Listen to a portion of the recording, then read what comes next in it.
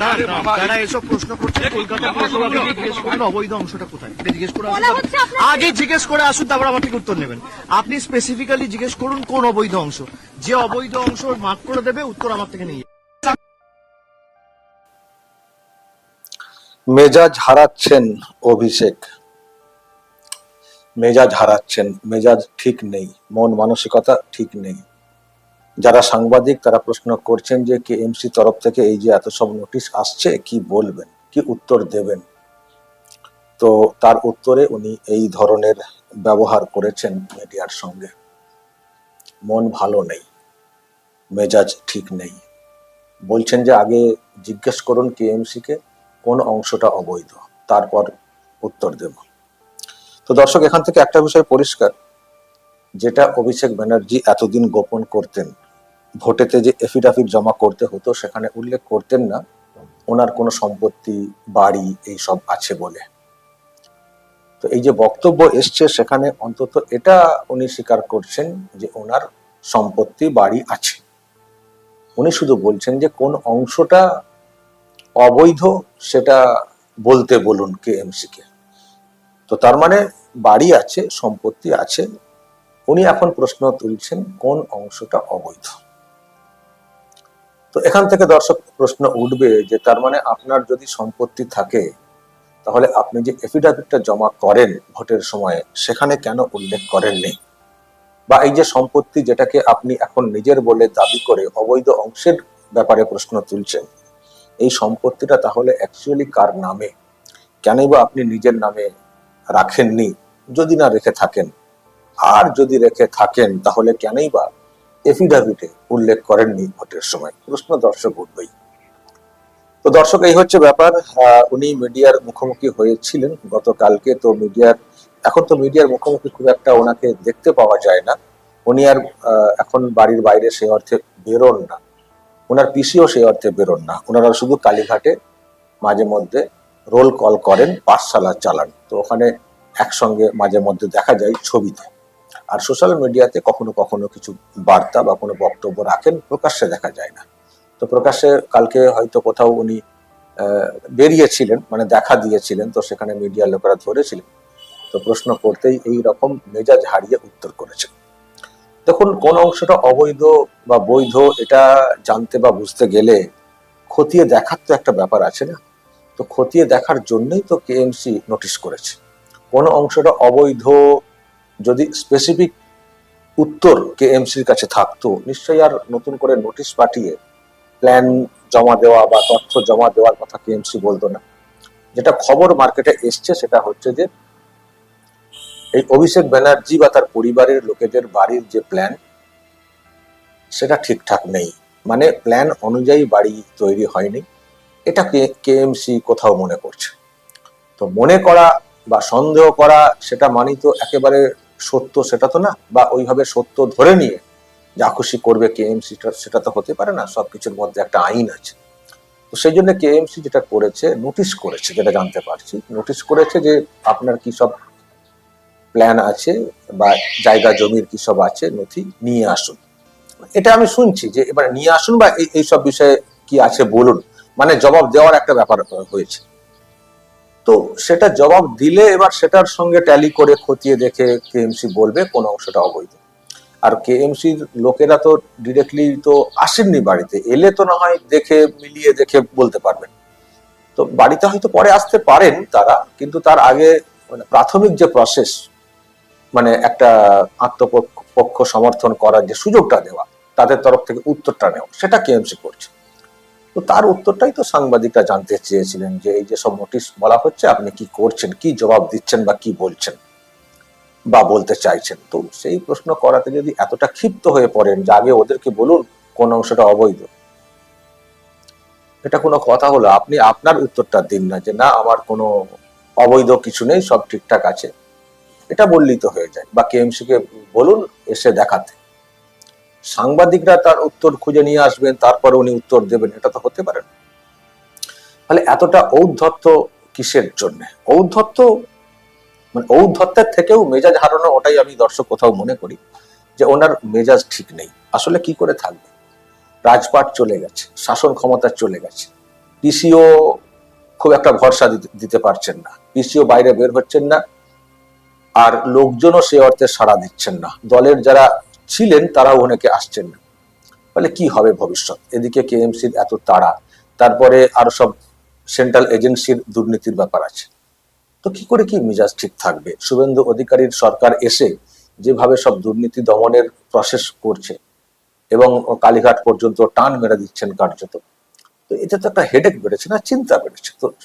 এবং তার সঙ্গে আরো একটা বিষয় যেটা উল্টে বাঁশ হয়ে গেছে, উনি একটা অ্যাডভান্টেজ নেওয়ার চেষ্টা করেছিলেন হাইকোর্টে গিয়ে। দর্শক নিশ্চয়ই হয়তো আপনাদের মনে আছে, আমিও একটা খবর করেছিলাম, ওনার বিরুদ্ধে একটা অভিযোগ হয়েছে সাইবার থানাতে বিধাননগরে। উনি ভোটের সময় এত সব হুমকি হুঁশিয়ারি দিয়েছেন, উস্কানি দিয়েছেন, যেটা ঠিকঠাক না।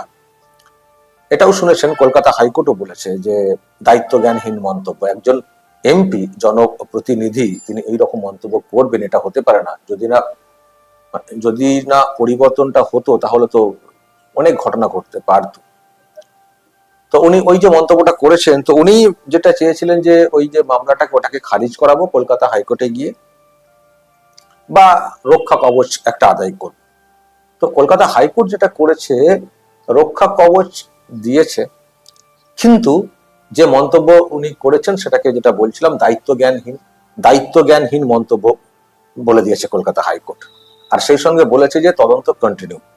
তো হাইকোর্ট তো বিচার করেই দিয়েছে, ফলে লোয়ার কোর্ট তার এটাকে আর অন্য হালকা ভাবে তার নিতে পারবে না। ফলে এই কেসে মানে মানে ওনার ভোগান্তি আছে, এটুকু বলতে পারে। যেহেতু কলকাতা হাইকোর্ট বলে দিয়েছে এই মন্তব্য ঠিক মন্তব্য না, দায়িত্ব জ্ঞানহীন মন্তব্য, ফলে যখন এই কমেন্ট করে দিয়েছে কলকাতা হাইকোর্ট এবং বলেছে তদন্ত কন্টিনিউ, এবং এটাও চেষ্টা হয়েছিল যে মানে ওনার তরফে কল্যাণ ব্যানার্জি যেটা বলার চেষ্টা করেছিলেন যে ভার্চুয়ালি যাতে হিয়ারিং এর ব্যবস্থা করা যায়, ওনাকে যাতে থানায় না যেতে হয়, থানায় গেলে ওনাকে হেনস্থা করা হতে পারে, বসিয়ে রাখা হতে পারে, ইত্যাদি ইত্যাদি।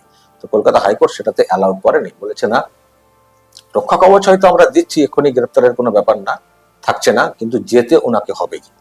তো ফলে দর্শক, একদিকে কেসকে খারিজ করা হয়নি, 2 হচ্ছে থানাতে যেতে হবে, 3 হচ্ছে দায়িত্ব জ্ঞানহীন মন্তব্য কলকাতা হাইকোর্ট করে দিয়েছে। তার মানে এই কেসের যে একটা জেনুইন ব্যাপার সেটাকে এস্টাবলিশ করে দেওয়া হয়েছে, ফলে এতে একটা চিন্তা বেড়েছে।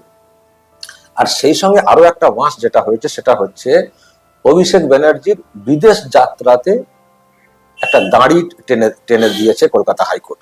বলেছে আদালতের অনুমতি ছাড়া উনি বিদেশ যেতে পারবেন না।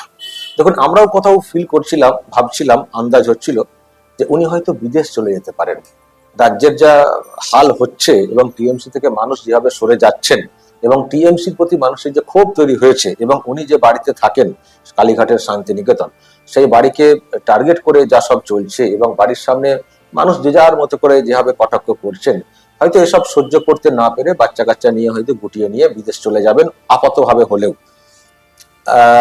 যদি না এর মধ্যে সেন্ট্রাল এজেন্সি ধরে টরে।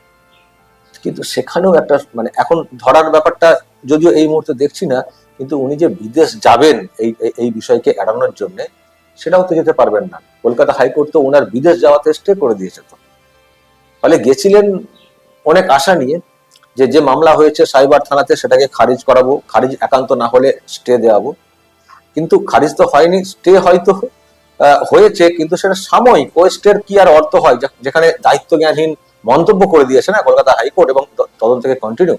আর তার সঙ্গে তো উপরি বাঁশ হয়ে গেছে না, যে বিদেশ চলে যাওয়া এই যে ব্যাপারটা, সেটাতে তো দাঁড়ি টেনে দিয়েছে না, যে আদালতের অনুমতি ছাড়া বিদেশ যেতে পারবেন না অভিষেক। ফলে বাঁশের পর বাঁশ। তো কি করে এটাকে মানে সামলানো যায়? একদিকে বাড়িতে নোটিশ, অন্যদিকে এইসব আরো সব কেস ধেয়ে আসছে, এখনো অনেক সব কেস শুনছি জেলাতে হবে অভিষেকের বিরুদ্ধে। ফলে এইসব নানা কারণে আর টিএমসির ভবিষ্যৎ তো পুরো অন্ধকার। দর্শক, আমি তো বলছি, আপনারাও নিশ্চয়ই ফিল করছেন এবং দেখছেন তো, পুরসভা থেকে সব লোক, টিএমসি লোকেরা সব পদত্যাগ করে ফেলছেন। মানে ওনারা বুঝে গেছেন যে টিএমসি আর ক্ষমতায় ফিরবে না, ফলে কেটে পড়ি। আর অনেকের কেটে পড়ার অনেক কারণও আছে। এই মানে শুরুর দিকে কেটে পড়ে যদি মেশা যায় ওই দিকে, বা ফাঁকতালে যদি অন্যদিকে চলে যাওয়া যায়, অনেক অনেক ব্যাপার আছে না। বা কেটে পড়লে তাহলে রাগটা কমে যাবে সরে এলে। প্রিয় দর্শক, অভিষেক ব্যানার্জি মাইন্ডকের চিপায় পড়ে গেছেন। যেই সাংবাদিকরা এত বছর অভিষেক ব্যানার্জির কাছে মাইক নিয়ে খুব সম্মানের সহিত বলতেন, স্যার কিছু বলুন, স্যার আপনার যেটা ইচ্ছে সেটি বলুন, স্যার আপনাকে আজকে খুব সুন্দর লাগছে, স্যার কী দিয়ে খেলেন। তো সেই সাংবাদিকরা কিন্তু আজকে অভিষেকরে যেইভাবে চাপ দিয়ে আর কি প্রশ্নগুলো করতেছেন, অভিষেক ব্যানার্জি রীতিমতো কেঁদে দেওয়ার মতো অবস্থা। তিনি বিরক্ত হচ্ছেন এবং খুব কঠিনভাবে বিরক্ত হচ্ছেন। আপনারা ভিডিওটি দেখলেন। তো এইসব সাংবাদিক আসলে তেলবাজ।